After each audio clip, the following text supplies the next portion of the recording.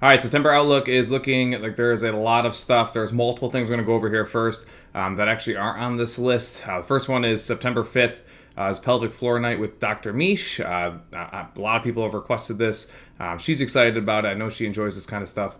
But there's more information for that, I believe, in the lobby, and Kelsey's been posting about it, and we'll continue to post about it as we get closer to the 5th. The second week of September is Bring a Friend Week, Lulu Raffle. I believe we've done this in the past. Tends to be a great opportunity for you guys to kind of set up a couple weeks out, getting people into the studio that maybe you want to come try Cor4. Obviously, we appreciate that, and hopefully get yourself into a Lulu Raffle. Again, details for that, I believe, are out, or if not, they are coming out very soon. Again, we inch closer to the second week of September, and that ends with Family Fitness Day, which we have done one time in the past, which was really cool. And a lot of people came with their kids and their significant others, and it's a workout kind of compiled that allows all fitness levels and ages to work out together. So that'll actually be the second week of September, I believe, ending on the 14th with the Family Fitness Day. So that's that. That's the stuff that's not on the list. All the stuff that's on the list, we're going to start right at the top. Yoga is coming. Kind of been telling you guys about this for a while. With Mary Beth, that is, a rotating schedule.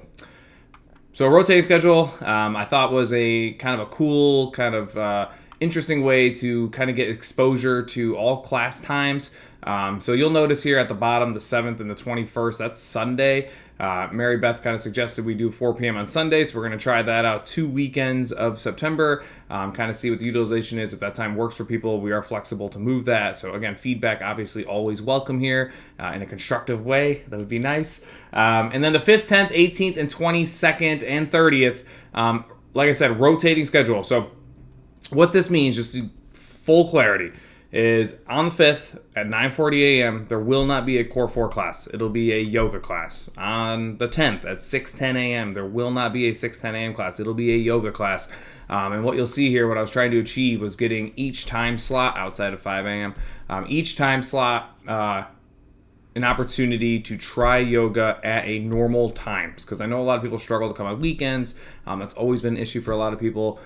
So again, constructive feedback, obviously welcome. I know some people are going to be like, oh my God, I'm losing a class.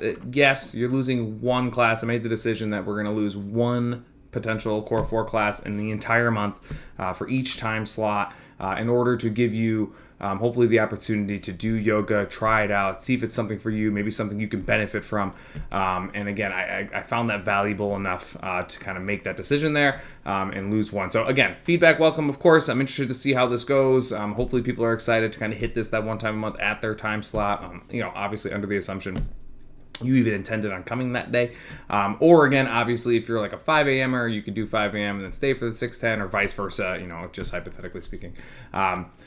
Number 2, Muscles in Motion. Again, they're new. Devin kind of started out hot. He is fantastic. Anybody that has tried Devin out already, I would imagine, knows that. I've talked to a couple of you that have already tried him out on his first Sunday. He's incredible. They're super knowledgeable. They're here on Sundays, and in August, they are silly cheap. So they gave us a great deal for anybody that wants to try them out in August. And then again, you get the Cor4 rate going into September. There's also an introductory rate for anybody that's first time user of Muscles in Motion. So you guys can reach out to them directly. If you don't know how to do that, just reach out to Kelsey and she'll direct you to them and then get you scheduled. Number 3, cycle. So we're going to do chest press cycle starting on the 5th. For anybody that's been a veteran or seasoned with us, we always start cycles on a Friday. It's just the most feasible way to fit a cycle in and get the least amount of cycle days on weekends. So it'll start on Friday. It will be a chest press. It has been a minute since we've done a chest press cycle, so I think a lot of people are probably pretty excited about that, and it'll lead us into Urban Legend, which, again, side note, most people that are trying Urban Legend tend to struggle with the chest press. So again, good timing for that. I'm excited for that. Obviously, I love cycling as well. The 4th, monthly emphasis. I know this is probably the reason why most people even watch this video, or probably scroll right to this part of the video, but this one's going to be a little bit different. So I decided that we're going to do another month similar to like the deep squat mobility, where it's not physically taxing.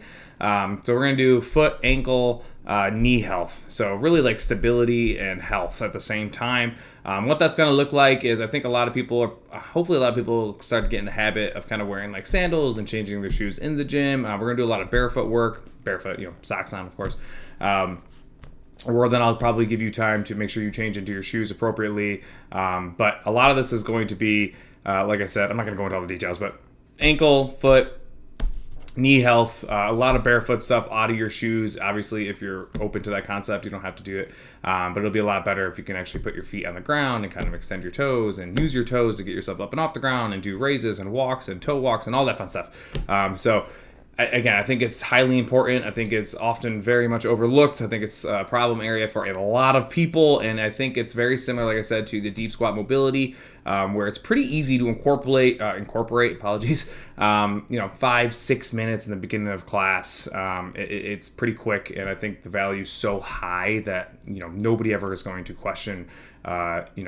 Us doing it or spending a little bit of time on it. So that's the monthly emphasis. I'm pretty excited about it. I think it's going to be pretty eye-opening for a lot of people, and hopefully it kind of levels you out in the long term. And just more stuff, kind of like the deep squat month, that you can add to warm-ups and you guys can do in outside the studio if you like to.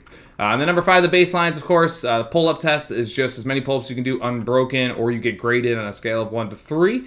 Again, people are very familiar with that. None of these are new ones. 1,000 meter row, 10-minute pull-up AMRAP, and keep moving is the snatch ladder, where you guys are doing box overs and snatches, and they descend as you go. So again, no new baselines there. Baselines we've done many times in the past, but it's been obviously 6 to 8 months since we've done some of these. I think one of these, keep moving, we haven't done since like September, if I remember correctly. But either way, there's a lot going on in September. Hopefully you guys kind of follow along on that. And if you guys have any questions, obviously let me know.